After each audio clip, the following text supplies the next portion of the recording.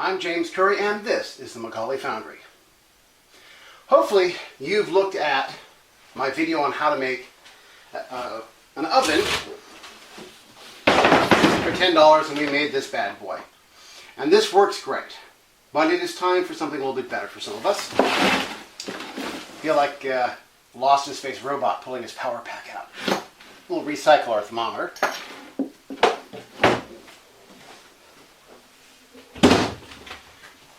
Some of you may have noticed there's something missing over here, this giant rack.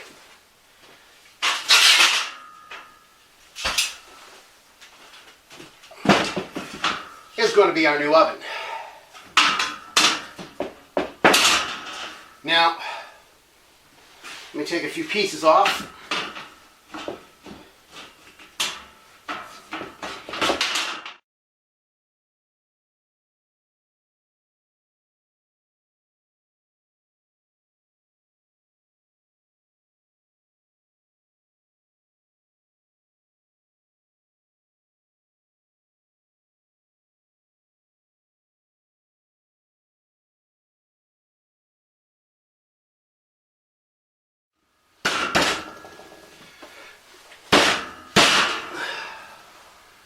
Now, of course, you're not going to have the exact same rack to work with. You're going to have to get your own framework to do this, and you can do it in lots of different ways. A little bit of plywood, a cheap metal rack from any number of discount retailers. Now, this bar isn't in it normally, and I've got a couple of extra leftover pieces. So I'm going to make a second rack in this thing so that I can have a large area or a smaller area for drying.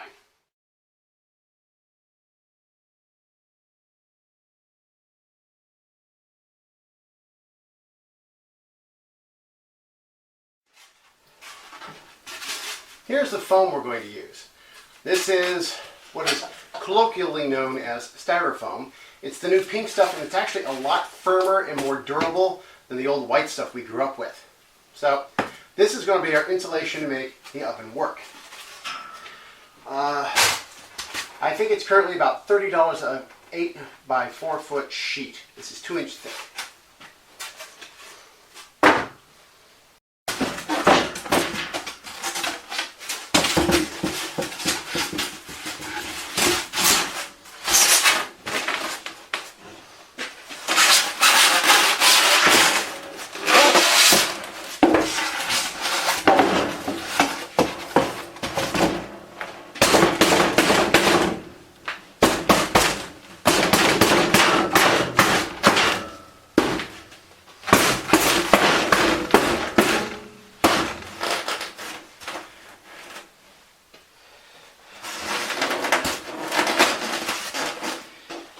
Now, I've cut these pieces just a little bit large because I want to wedge them in shape, because the material has a certain amount of natural give. You have a shoehorn or a butter knife to help get it up over the lips. That would be helpful.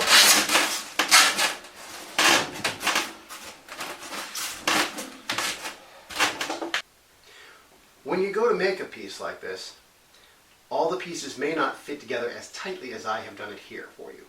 So, what I would recommend is not to worry about how straight your line is. It's going to vary a little bit. Just go and get a can of what's called Great Stuff. It's an insulating foam in a can, big red can. I've got some here. We're going to use it when we're done.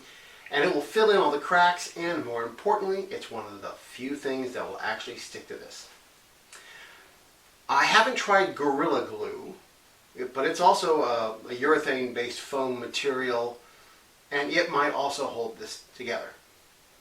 I've gotten to the point where one of the pieces is not cut properly. I'm going to have to recut it and shave a little off. While you can use a box cutter, preferably the thick bladed kind, the cheap ones do tend to shatter very easily.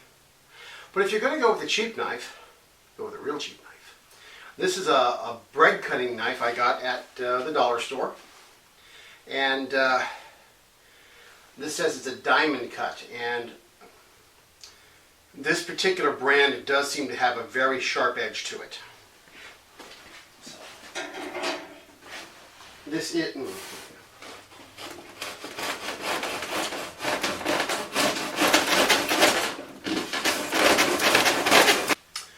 So this is great stuff. It comes in a couple of different varieties. For our purposes, all we care about is that it expands a little bit and that it holds up to the heat well enough. Now, it's important to realize how hot is our oven going to get. And it's only going to get about 250 degrees, tops. So,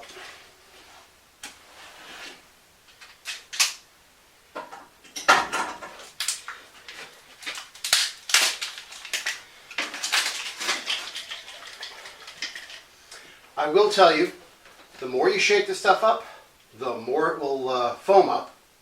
Secondarily, it will also foam up more if you use it all in one shot. It says you can clean the nozzle and use it again later if you don't use it all up, but I find that that simply does not work. You have to use it all in one go, or within about 45 minutes of starting.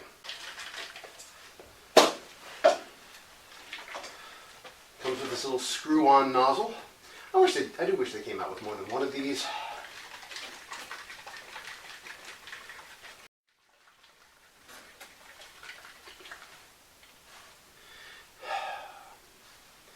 Now,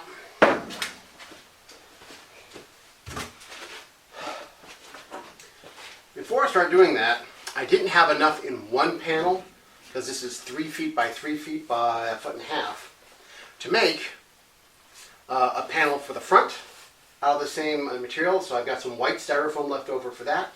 And I didn't have enough to make one cut for the top, so I have 3 smaller pieces we're going to glue together to make them work.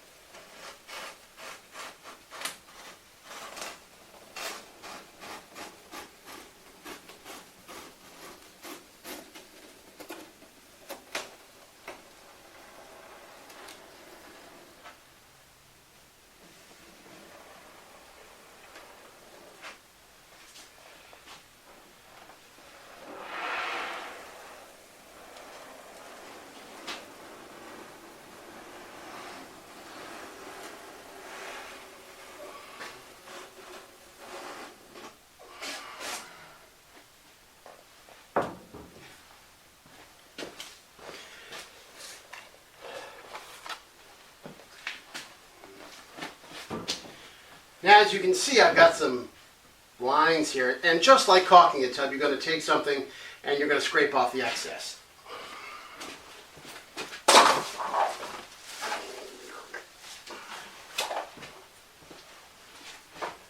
I'm going to use a wet tongue depressor. I think making it a little bit damp helps it slide better.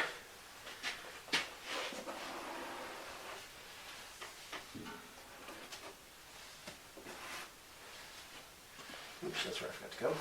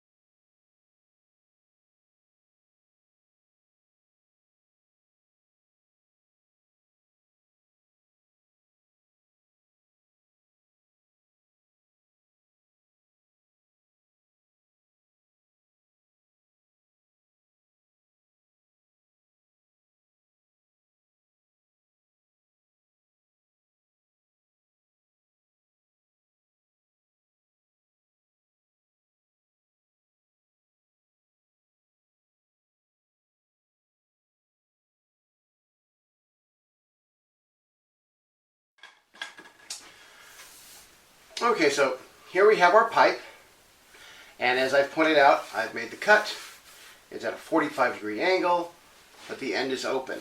So I want to cover that end, so I've got to put something on it that will keep the heat in. It's not something that has to hold a lot of force because the airflow will dissipate from this. And rather than just go buy an end cap, I'm going to use what I've got. I'm going to take some tape. In this case, it's going to be blue painter's tape. Now this would not hold up to the heat. If I were to apply it to the end, after a fairly short period of time, it would come off. And really all we want to do is shield the insulation from taking the direct brunt of the heat. So I'm going to take a couple pieces and stick them together.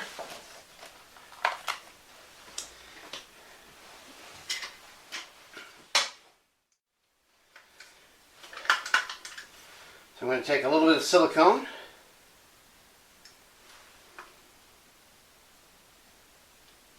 if I can get me out.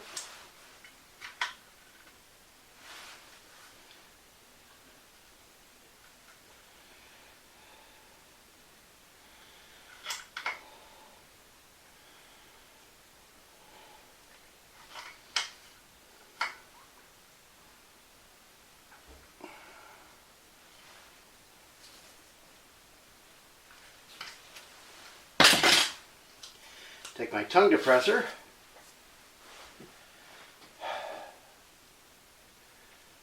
and we're going to spread it around a little bit. Try not to let that happen.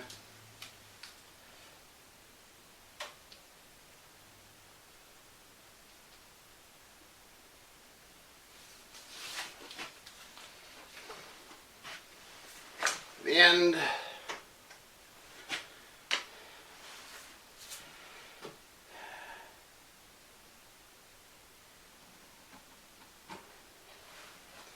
And then we'll just tape this up like this.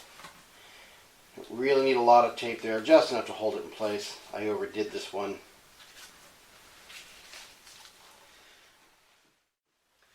We'll give this a day to dry, and then we can peel the tape off and install it. Now we wanted to add some shelves to our unit. So what I'm going to do is I'm just going to take some, these are 4-inch bolts with little washers and hardware. Let's get the big bad boy up here so you can see it.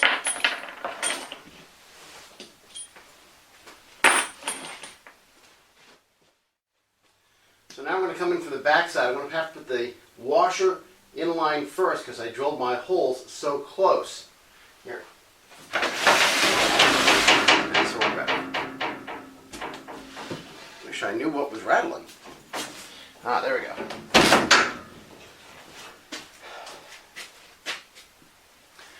Now I'm not sure if you can see this, but I drilled the holes really close to the metal. I did that intentionally. So I put the washer in place first, my bolt, and the bolt pretty much sits here on the metal. And that gives it a little extra support. And the next bolt, next washer I mean, and a nut. Now you don't need to tighten this up too tight. But this pink insulation holds up really well to this.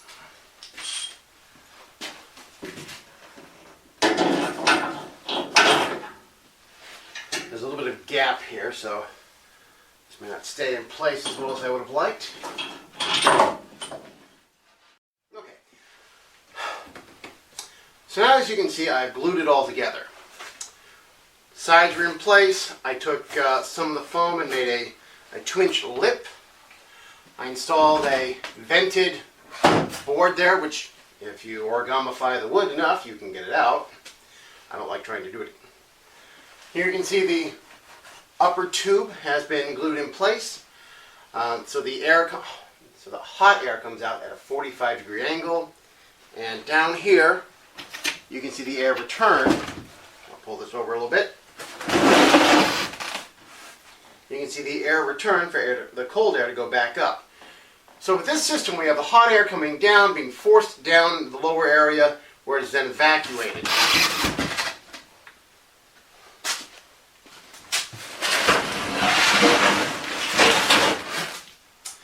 And here you have some of the piping. Again, the cold air return, which is strapped to through a zip tie to a simple PVC pipe for the hot air in. A couple zip ties on it, and it's great. The door is as simple as another piece of white styrofoam. I took two pieces and glued it together. It just sits in place.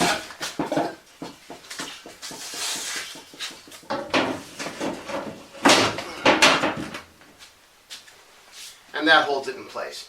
It's very simple seal. You're going to miss some airflow in it. Now, I want to stress that I have overbuilt this for what I'm going to use it for at this time. Because later in the future, I may turn up the temperature inside of it. I may change a little bit to make it even hotter. As it is, if this does 150 degrees, I'll be set fine.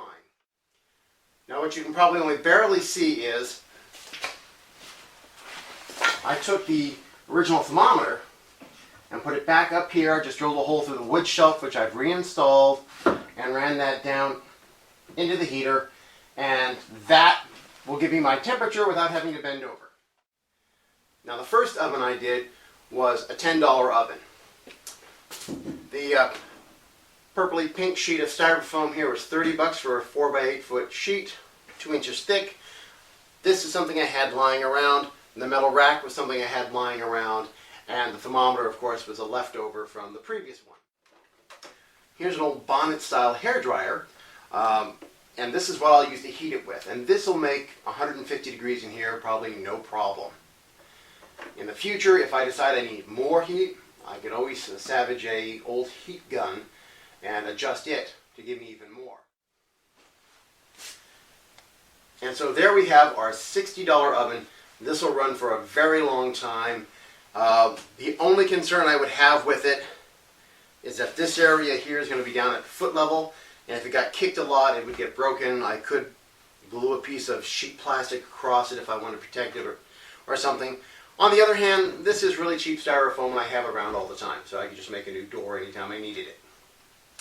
Alright, thank you very much, and remember, if you liked what you saw, give us a thumbs up, and of course, any comments are appreciated. We'll see you next time. I'm James Curry, and this is Macaulay Foundry.